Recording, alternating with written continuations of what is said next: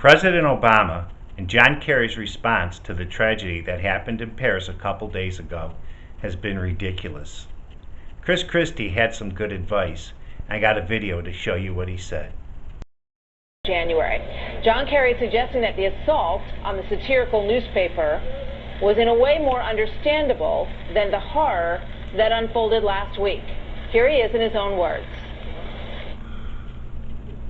There's something different about what happened from Charlie Hebdo, and I think everybody would feel that.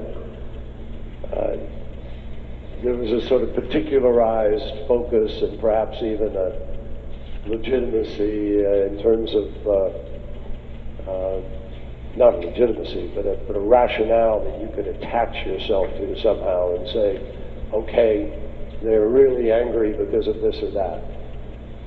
This Friday was absolutely indiscriminate.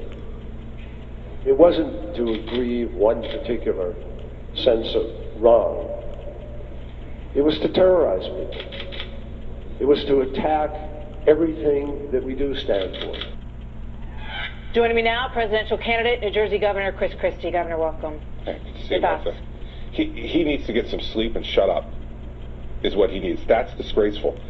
For the Secretary of State of the United States to stand up and say that there's some rationale for what happened in January, these are the kind of weak, mixed signals that this administration sends that helps to really, make the American people think that there's no one watching the store, and there isn't.